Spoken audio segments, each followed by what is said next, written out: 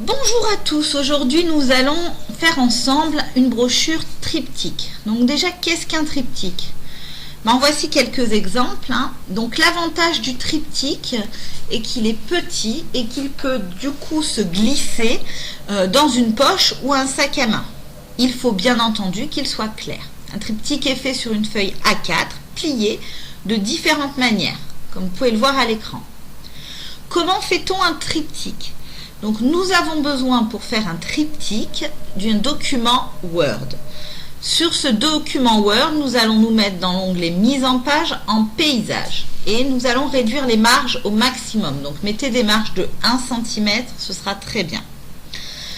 Comme vous pouvez le voir à l'écran, donc vous avez 3 colonnes qui apparaissent. Pour cela, comment faire? Eh bien, vous allez sur l'onglet mise en page, colonne, vous cliquez sur 3.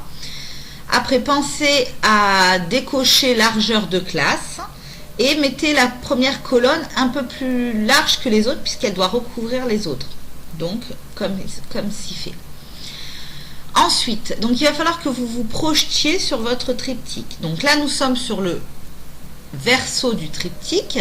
Donc la colonne la plus à droite et va être la page de garde de votre triptyque.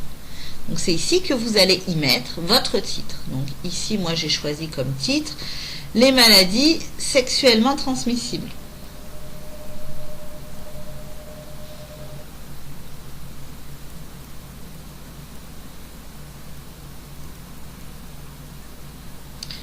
Donc je le mets à la taille que je veux, mon titre. Je vous rappelle que c'est une brochure, donc c'est pas un livret, c'est quelque chose qui doit être clair et concis. Donc pas la peine d'en mettre des tonnes sur la page de garde. Donc là voilà, je le centre. Bon, je vais y mettre une petite image pour que ça percute bien. Donc je vais sur Google Images. Je tape IST. Hop, et je vais choisir mon image dans l'onglet Images. Je vais prendre la première image.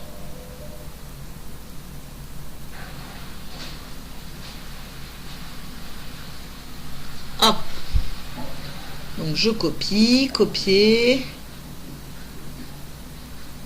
je retourne dans mon document Word, coller, voilà. Donc si vous voulez pouvoir le bouger, il faut faire cliquer dessus, aller sur format et marquer habillage et vous choisissez l'habillage que vous voulez. La page sur laquelle je suis en train d'écrire sera la page du dos de mon triptyque. Et la colonne tout à gauche, elle sera la première feuille que nous verrons à l'intérieur. D'accord? Donc, il ne faut pas surcharger son triptyque. Je vous le redis, vraiment faites attention au contenu que vous mettez dedans. Évitez bien entendu les fautes d'orthographe. Essayez d'être plutôt clair. Les schémas et les images sont à préconiser.